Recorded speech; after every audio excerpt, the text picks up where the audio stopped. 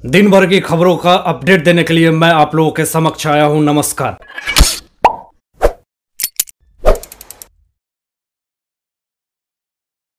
जैसा कि एसएसआर के मामले में अभी एक बहुत बड़ा अपडेट और बहुत बड़ा न्यूज़ हमारे सामने आया है। एक सूत्रों से ऐसा पता चला है कि अर्णव गोस्वामी का एक बहुत बड़ा बयान आया है। उन्होंने ये कहा है कि क्या एसएसआर को इंसाफ 2 साल बाद मिलेगा, 3 साल बाद मिलेगा, क्या 2022 में मिलेगा। उन्होंने अपनी प्रतिक्रिया जाहिर करी है और उन्होंने बताई है कि किसी कारणों से मैं इस मुद्दे को अगर नहीं उठा पा रहा हूँ तो क्या ऐसा है कि इस केस को करोड़ों फैंस के दिलों पे जो बुलडोजर चढ़ाने की बात हो रही है, जो पूरे लोग, पूरे देशवासी जो पलके बिछाए हुए हैं कि कभी भी सीबीआई की ऑफिशियल स्टेटमेंट आएगी, सारे लोग इतने दिनों से गुहार लगा रहे। तो उस पर एक प्रतिक्रिया ये आई है अर्णव गोस्वामी जी की कि उन्होंने कहा है कि क्या 2022 में अब एसएसआर को इंसाफ मिलेगा या फिर 2025 में एसएसआर को इंसाफ मिलेगा। उन्होंने अपने एक सोशल मीडिया के थ्रू इस देश को बताया कि इस मुद्दे को अगर कोई भी दबाना चाहे या फिर किसी तरह इसको डिस्ट्रैक्ट करना चाहे तो उसको मैं होने नहीं दूंगा। हो सकता है कि वो अभी जो मुद्दे को उठा रहे हैं वो पूरी तरह से एक फार्मर प्रोटेस्ट, किसानी आंदोलन को लेकर के हो, लेकिन कहीं ना कहीं इस मुद्दे को भी वो अपने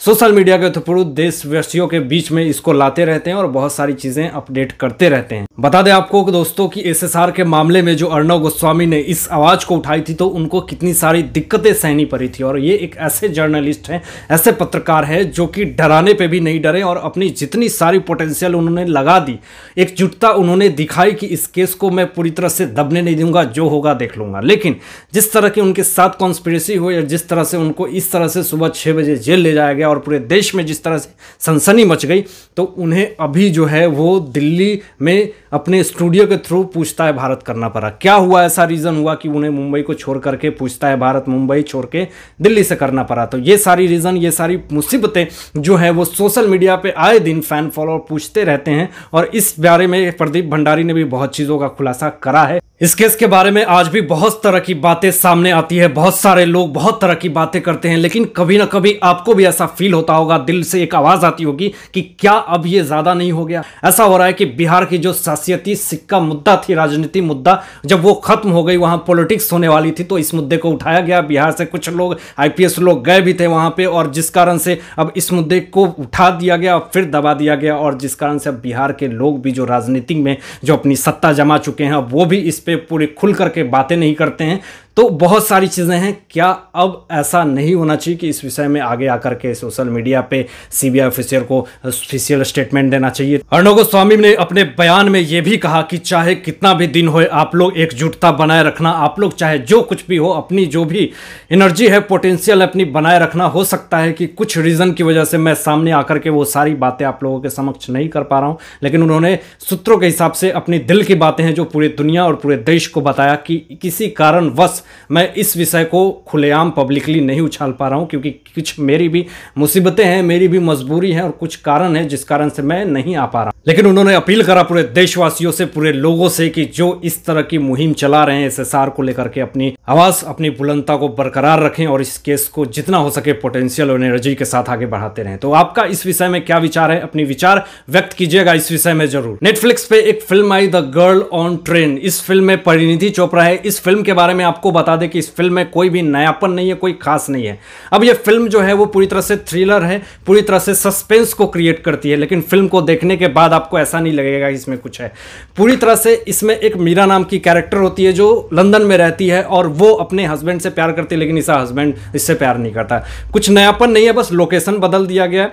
लेकिन आपको यह बता दें कि जो इसका हस्बैंड है वो अपने एक दूसरी लड़की से प्यार करता है और दोनों शादी कर लेता है और परिणीति चोपड़ा को ठुकरा देता है। तो परिणीति चोपड़ा अपने हस्बैंड से बहुत ज़्यादा प्यार करती है और ट्रेन से जब वो जाती है तो खिड़की से उस घर को देखती है और उसको ऐसा लगता है कि मेरा जो हबी है और उसकी जो वाइफ है वो एक परफेक्ट लाइफ जी रहे हैं। तो जिस कारण से उसकी जो वाइफ है उसकी मृत्यु हो जाती है और कौन करता है, तो पूरी तरह से शक जो जाता है वो परिणीति चोपड़ा पे जाता है। बता दें दोस्तों कि इस फिल्म में कोई भी ऐसा क्रिएटिविटी नहीं है, कोई भी ऐसा नयापन नहीं है जिसको देखने के बाद ऐसा लगे कि वाह, इस फिल्म को देखना चाहिए। इस फिल्म को मैंने देखा लेकिन 5 से 10 मिनट से ज़्यादा नहीं देख पाया क्योंकि ऐसा इसमें कोई कोई इंटरेस्टिंग फैक्ट ही नहीं दिखा जिस कारण से इस मूवी को पूरी तरह से देखा जाए और झेला जाए, क्योंकि इसमें उस तरह का ना एक्टिंग है, ना उस तरह का स्क्रीन प्ले है, ना स्टोरी राइटिंग है। पूरी तरह से ये फिल्म आपको बांध नहीं पाएगी। तो अपना समय कृपया बर्बाद न करें, किसी और फिल्मों को समय दें जिसमें कि ऐसा लगे कि सच में इसमें कंटेंट है, स्टोरी पे काम करा गया है, कुछ ऐसी थीम पे काम करी गई है जिसको देखने के बाद कुछ आपको अचीव होगा। लेकिन यहाँ पे सिर्फ और सिर्फ आपको समय बर्बाद करने के अलावा और कुछ नहीं मिलने वाला। सुबह से ऋतिक रोशन की एक वीडियो बहुत तेजी से वायरल हो रही है। वो मर्सिडीज कार से जाते हैं मुंबई क्राइम ब्रांच निकलने अपनी बयान को दर्ज करने। ये केस मैं आपको बता दूं दोस्तों कि 2016 में एक कंप्लेन आई थी कंगना रनौत और ऋतिक रोशन के तरफ से कि कंगना रनौत के नाम से उनको मेल आईडी पे मैसेज आते थे ऋतिक रोशन के, जिस कारण से इन दोनों में काफी विवादें हुई और इस कारण से कंगना रनौत पे भी उन्होंने ब्लेम रखा और इन्होंने भी ऋतिक रोशन पे काफी ब्लेम रखा। तो देखने में जितनी अच्छी जोड़ी लगती है उतनी अच्छी जोड़ी है नहीं दोनों की। तो क्या ऐसा कारण हुआ, पहले इस वीडियो को देखिए, अपने विचार व्यक्त कीजिएगा इस वीडियो पे जरूर। आप देख सकते हैं ऋतिक रोशन क्राइम ब्रांच में लेकर अपना स्टेटमेंट दर्ज।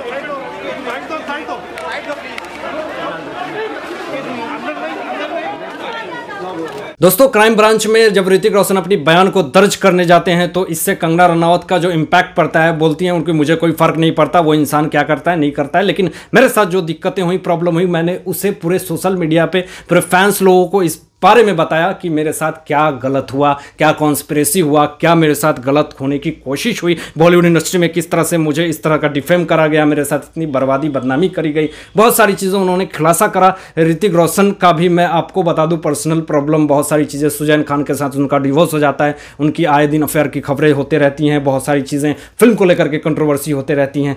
तो कहने का मतलब पूरी तरह से ये आता है कि जब लोगों की फिल्में आने लगती हैं तो ये लोग एक्टिव हो जाते हैं, कुछ कंट्रोवर्सी करते हैं और उसी बीच में अपनी फिल्म का भी प्रमोशन करते हैं। तो ये कब तक चलेगा, अपनी विचार इस पे व्यक्त करिएगा जरूर। अब भैया हर फिल्म के बारे में आपको नॉलेज देना बहुत जरूरी होता है और उसके बारे में एक दो न्यूज़ और एक दो स्टोरी बतानी बहुत जरूरी होती है। उसी तरह से कुछ दिन पहले की बात है कि टीजर लॉन्च हुआ मुंबई सागा का, जिसमें जॉन अब्राहम और इमरान हाशमी है। इमरान हाशमी एक पुलिस ऑफिसर है और उसमें जॉन अब्राहम एक गुंडा का कैरेक्टर का रोल प्ले करता है। तो आपको बता दें कि इसके पहले जो डायरेक्टर है शूट आउट एट वडाला में जॉन अब्राहम को लेते हैं और वही लुक, वही कंटेंट, वही स्टोरी, बस लोकेशन। अब भैया बोलोगे कि आप इस फिल्म में कुछ अलग क्या है, तो अलग कुछ नहीं है, बस लोकेशन चेंज हुआ, एक्टर वही है, डायरेक्टर वही है, बस स्टोरी भी वही सेम टू सेम है, कॉपी वही छाप दी गई है। तो कहने का पूरी तरह से निष्कर्ष यही निकलता है कि आपके पास स्टोरी नहीं है तो कृपया ऐसे फिल्में में व्यस्त ना करें अपने पैसे, गरीब लोगों को दान कर दे तो ज़्यादा अच्छा है।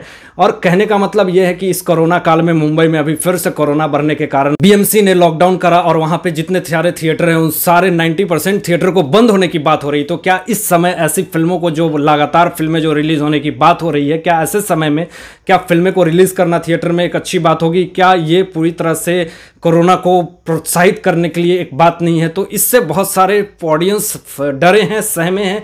तो क्या इन सब चीज़ों को झेल करके वो ऐसी फिल्में देखने जाएंगे? अगर ऐसी फिल्में कुछ होती जिसको देखने के बाद लगता कि यार ये बहुत बड़ी फिल्म है, बहुत हिट, बहुत कुछ अलग है, कुछ डिफरेंट है, तो ऐसे में लोग रिस्क ले भी सकते थे। लेकिन इस तरह का कंटेंट, इस तरह का स्टोरी जो देखने को आ रही है, जो टीजर जो सामने आया है, जिसमें ऐसा कुछ नहीं लग रहा, जैसा लग रहा कि यही गुंडागर्दी, माफिया, हफ्ता वसूली, यही सारी चीजें इस फिल्म में भी देखने को मिली। तो इसमें कुछ भी नयापन नहीं है। तो आपका क्या विचार है इस फिल्म को लेकर के? अगर आपने ट्रेलर देखा है तो अपनी विचार व्यक्त कीजिएगा इस वीडियो में जरूर। दोस्तों ये कोई नई बात नहीं कि अर्णव गोस्वामी का इस तरह का स्टेटमेंट आया है और वो भड़काऊ चीजें बोलते रहते हैं, चाहे वो कंगना रनावत जी हो, चाहे कोई भी हो, अपनी बातें वो करते रहते हैं इस विषय में लेकर के कि सच में जो अब शहन की शक्ति है वो कहीं ना कहीं अब लोगों की टूट रही है, बांध जो बंधी थी वो कहीं ना कहीं बिखर रही है। अब जो लोग ये आस बैठाए हुए थे कहीं ना कहीं उन सब चीज़ों में कमी आ रही है। तो इस विषय में इस चीज़ों पे बोलना जायज़ बनता है। हो सकता है कि वो अपने ऑफिशियल स्टेटमेंट के द्वारा चैनल पे इन सारी चीज़ों को बड़ी लेवल पे नहीं बातें कर रहे हैं, लेकिन कहीं ना कहीं वो भी